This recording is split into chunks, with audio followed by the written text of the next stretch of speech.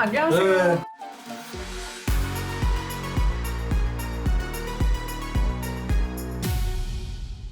오늘 포커스 인터뷰는 서울시 자원봉사센터에서 센터장님과 함께 이야기 나눠보도록 하겠습니다. 안녕하세요. 네, 안녕하세요. 네, 반갑습니다. 간단하게 본인 소개 먼저 해주세요. 서울시 자원봉사센터 센터장을 맡고 있는 송창훈입니다. 서울시 자원봉사센터 어떤 일 하는지 센터장님이 한번 소개해 주세요. 서울시 자원봉사센터는 서울시의 산하기관입니다. 그리고 이제 2005년도에 전국을 아우르는 자원봉사 기본법이라는 법을 만들었어요. 그 법에 의해서 전국에 246개의 자원봉사센터가 탄생을 했습니다. 물론 서울시에는 그 전에 자원봉사센터가 있었어요. 그런데 이제 그 법이 생기는에 따라서 2006년부터 정확하게 2006년 1월 18일 날 서울시 자원봉사센터 현 센터가 탄생을 했습니다.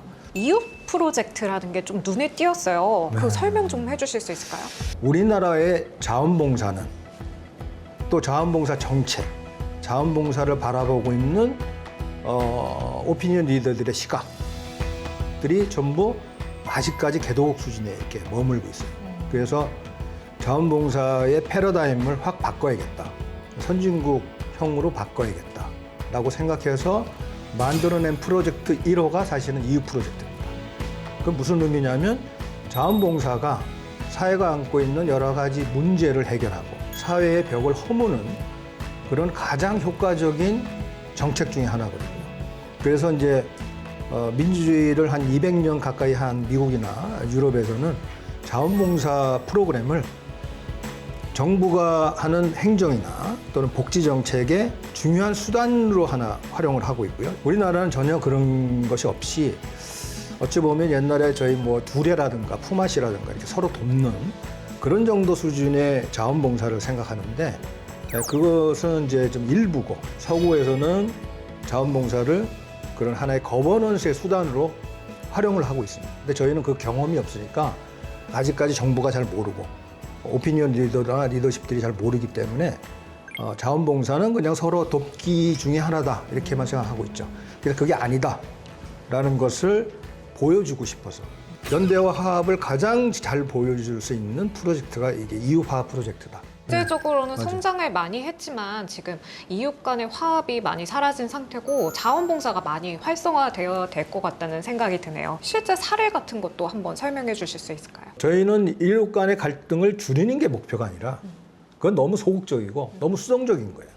저희는 이제 화합을 시키는 거죠. 이웃하고 이웃 관계를 맺고 그 다음에 인사하는 정도 단계 그 다음에 세 번째 단계가 이제 친해지는 거예요. 그래서 이웃 간의 갈등을 없애는 게 아니라 아예 친해지도록 하는 거죠. 이웃하고 잘 지내면 너무너무 좋다. 보금자리가 이런 거다.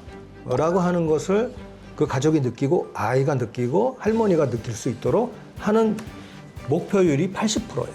그리고 이게 나중에 이제 1000만까지 우리 서울시 1000만 인구한테 다 이제 확대를 할 건데 지금 3개구 하지만 25개구로 확대를 할 거지만 앞으로의 목표나 계획을 듣고 싶거든요. 한번 설명해 주시겠어요? 제가 정말 바람이 있다면 자원봉사가 정부에서 하는 거버넌스의 제2의 거버넌스로 정부가 좀 알고 이 부분에 좀 투자를 하시라.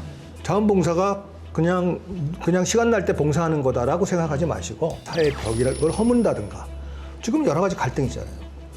미국도 자원봉사를 통해서만 하는 것들이 많아요. 그게 뭐냐면 인종 간의 갈등, 빈부격차 간의 갈등, 그 다음에 난민과의 갈등, 이웃 간의 갈등 이런 것들을 다 자원봉사를 통해서 해결해요. 그러니까 저희도 마찬가지로 그런 것들을 자원봉사 활동을 활성화해가지고 정부의 한 영역으로 거버넌스로 봐라 이거죠. 근데 저희는 하나 더 덧붙인다면 시민사회 단체들을 많이 좀 육성해줘요.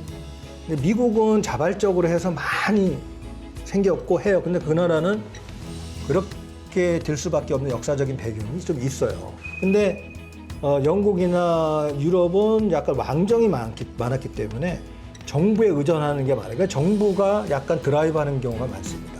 미국과 영국의 그런 어떤 제도를 좀 연구하고 우리가 확대 발전해서 정말 자원봉사를 세계에서 가장 잘하는 나라, 자원봉사를 통해서 사회 문제를 가장 효과적으로 해결하는 나라, 그런 모범국가로 좀 발돋움하면 좋겠다. 왜?